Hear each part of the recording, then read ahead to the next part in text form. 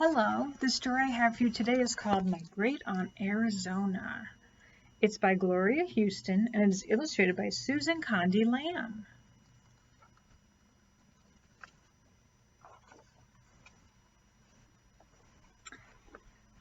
My great aunt Arizona was born in a log cabin her papa built in the meadow on Henson Creek in the Blue Ridge Mountains. When she was born, the mailman rode across the bridge on his big bay horse with a letter.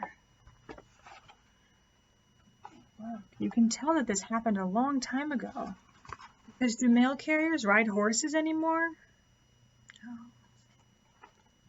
It's a little log cabin. The letter was from her brother Galen, who was in the cavalry far away in the west. The letter said, "If the baby is a girl, please name her Arizona, and she will be beautiful, like this land." Look, and you can tell by the clothing that the people are wearing that it happened a long time ago. Arizona was a very tall little girl. She wore her long brown hair in braids. She wore long full dresses and a pretty white apron. She wore high-buttoned shoes and many petticoats too. Arizona liked to grow flowers. Arizona, even when she was little, this is what girls would wear. They'd wear these shoes that buttoned up, long dresses, and the petticoats are the white fluffy stuff that makes your dress poof out. She liked to read and sing.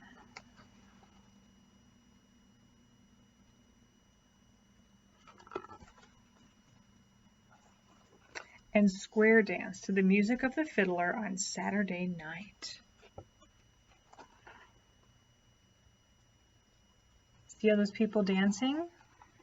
The fiddle, they would square dance. It's a special kind of dancing. Arizona had a little brother, Jim. They played together on the farm. In summer, they went barefoot and caught tadpoles in the creek. In the fall, they climbed the mountains, searching for galax and ginseng root. There they are, playing in the river.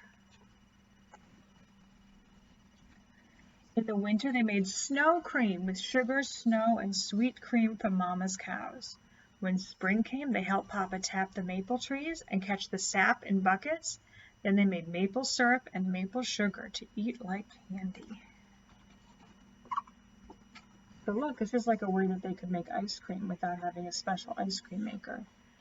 This is where people get syrup from. You have to put a special little tap in the trees, and then the sap of the maple trees collects in the buckets, and you boil it, and it turns into maple syrup.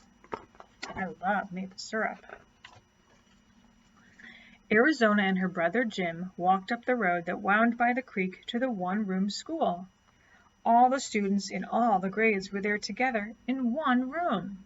All the students read their lessons aloud at the same time, and they made a great deal of noise, so the room was called a blab school.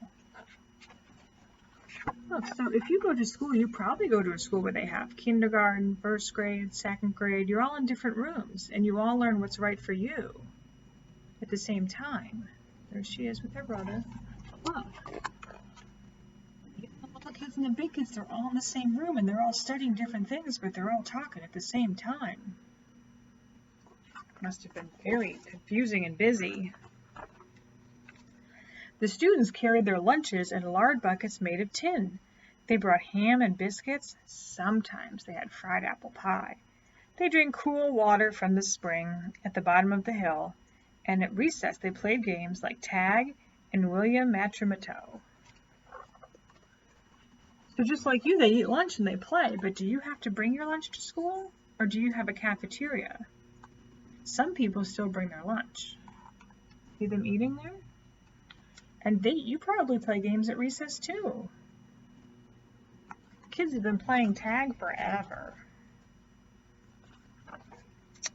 When Arizona had read all the books at the one-room school, she crossed the mountains to the school in another village, a village called Wing. It was so far away that she rode her papa's mule.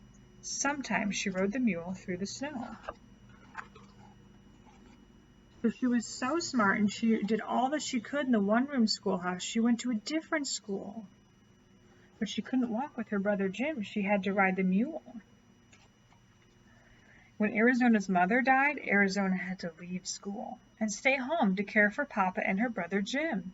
She still loved to read and dream about the faraway places she one day would visit. So she read and she dreamed, but she took care of Papa and Jim. So a long time ago, people thought that only women and girls were good at taking care of people and running a house and cooking and cleaning. We know that anybody can do that, but they thought that was just for women and girls. So Arizona had to stay home and take care of the boys. Then one day, Papa brought home a new wife. Arizona could go away to school where she could learn to be a teacher. Aunt Susie invited Arizona to live at her house and help with the chores. Aunt Susie made her work very hard, but at night Arizona could study and dream of all the faraway places she would visit one day. But she had to go away and stay with a family member to go to school to learn to be a teacher. Finally, Arizona returned to her home on Henson Creek. She was a teacher at last. There she is. That's what people would wear. A teacher. And she taught in the one-room school where she and Jim had sat. She made new chalkboards out of lumber from Papa's sawmill and covered them with black polish made for stoves. She still wore long, full dresses and a pretty white apron. She wore high-buttoned shoes and many petticoats, too. She grew flowers in every window. She taught students about words and numbers and the faraway places they would visit someday. "Have you been there?" the students asked. "Only in my mind," she answered, "but someday you will go." She's a teacher in the same place she went to school. Wow, that's pretty cool.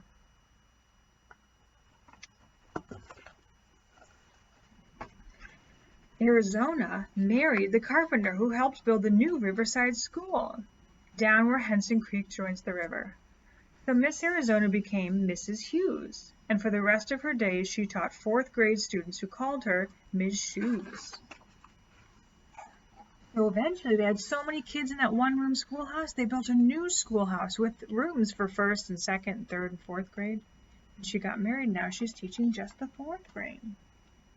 And when her daughter was born, Ms. Shoes brought the baby to school to the sunny room where flowers grew in every window. The cradle, and she's trying to rock the baby with her feet and teach. Every year, Arizona had a Christmas tree growing in a pot. The girls and boys made paper decorations to brighten up the tree. Then they planted their tree at the edge of the schoolyard year after year until the entire playground was lined with living Christmas trees, like soldiers guarding the room where Arizona taught, with her long gray braids wound round her head and her long full dress and pretty white apron with her high-buttoned shoes and many petticoats, too. Look, every year they do this, so look at all the trees. She's been teaching for a long time there.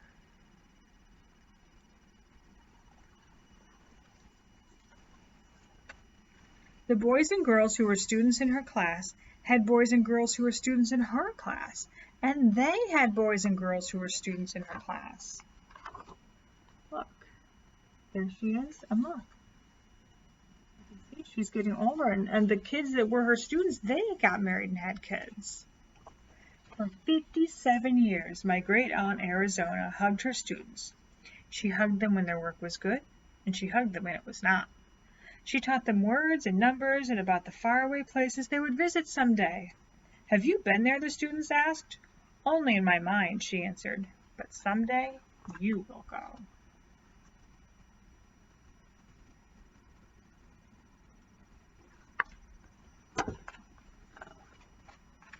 My great-aunt Arizona taught my dad, Jim's only son, and she taught my brother and me in the 4th grade.